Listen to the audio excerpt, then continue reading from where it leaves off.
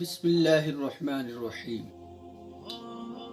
رب اغفر ورحم وانت خیر الراحمین۔ اے میرے رب مجھے بخش دے، مجھ پر رحم فرما، تو سب سے بہتر رحم کرنے والا ہے۔ حضرت امام ابن رجب رحمۃ اللہ تعالی علیہ فرماتے ہیں، آپ بیان کرتے ہیں، اللہ کی قسم اگر قبر والوں سے کہا جائے کہ آرزو کرو تو ان کی آرزو کچھ نہیں بلکہ وہ یہ کہتے ہیں، ان سے اگر کہا بھی جائے کہ تم آرزو کرو تو وہ ماہ رمضان المبارک کے ایک دن کی آرزو کریں گے۔ یہ ہے ماہ رمضان المبارک۔ رمضان شریف کا پہلا روزہ افطار کر لیا، اب محاسبہ کر لیجئے کہ روزہ کیسے گزرا اور کیسے گزارا۔ کیا ہم تقوی کی منزل کی طرف بڑھ رہے ہیں؟ یاد رکھیں، حدیث پاک کے مطابق بہت سے روزدار ایسے ہیں جنہیں ان کے روزے سے بھوک پیاس کے سوا کچھ حاصل نہیں ہوتا۔ کہیں ہم بھی ان میں تو نہیں؟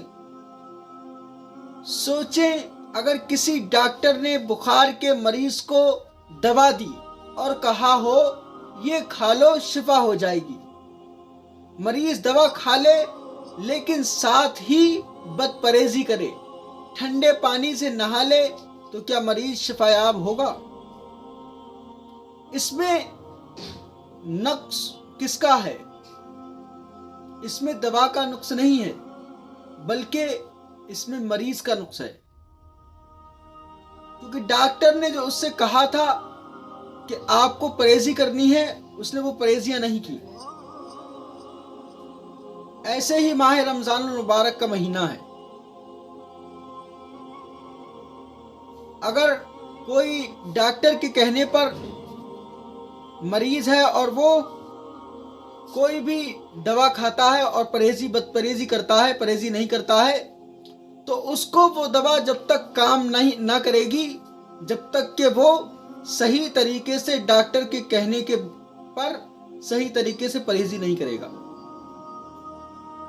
اب چلتے ہیں ماہ رمضان المبارک کی طرف۔ ماہ رمضان المبارک کا کیا ہے؟ ماہ رمضان المبارک ہے کیا اور اس میں کیا کرنا چاہیے؟ دوا ٹھیک تھی، مریض نے ڈاکٹر کی بات کا مفہوم نہیں سمجھا۔ ڈاکٹر کی مراد تھی ضروری پرہیز کے ساتھ یہ دوا استعمال کرو شفا ہوگی۔ بلا تمثیل روزے اگر ظاہری باطنی آداب کے ساتھ رکھیں گے تو ہی تقوی نصیب ہوگا۔ روزے کو رکھیں کس طریقے سے، روزے کے ایام کس طریقے سے گزاریں، اور ہمیں ماہ رمضان المبارک میں کرنا کیا ہے؟ پہلی بات کہ ہم جب ماہ رمضان المبارک کی سحری کریں تب ہمیں سحری کرنے کے بعد میں کیا کرنا ہے؟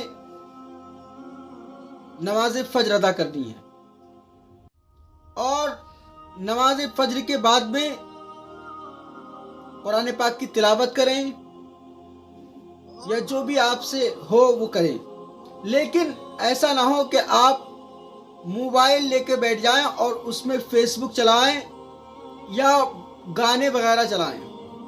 اب جب آپ گانے دیکھیں گے یا کچھ اور کریں گے، فلم وغیرہ دیکھیں گے، تو آپ کے روزہ رکھنے کا کوئی فائدہ نہیں ہے، کیونکہ آنکھ کا بھی روزہ ہوتا ہے، کان کا بھی روزہ ہوتا ہے، زبان کا روزہ ہوتا ہے، جسم کے ہر اعضاء کا روزہ ہوتا ہے۔ زندگی کا ہر روزہ ایسا رکھیں، زندگی میں اپنی ہر روزہ ایسا رکھیں، ماہ رمضان المبارک کا ہو چاہے وہ نفلی روزہ ہو، اس کو ایسا رکھیں کہ زندگی کا آخری روزہ سمجھ کر اس روزے کو رکھیں کہ ہماری زندگی کا آخری روزہ ہے۔ جس طریقے سے زندگی کا آخری، اگر آپ سے کہا جائے کہ زندگی میں آپ کو صرف یہی لاسٹ دن ہے، آپ کو کس طریقے سے گزارنا ہے، اب کل کو جو ہے آپ کو مرنا ہے، تو آپ اللہ رب العزت کی عبادت کریں گے اور آپ تو یہ سوچیں گے کہ جتنی نیکی مجھ سے ہو سکے وہ آج ہی کر لوں،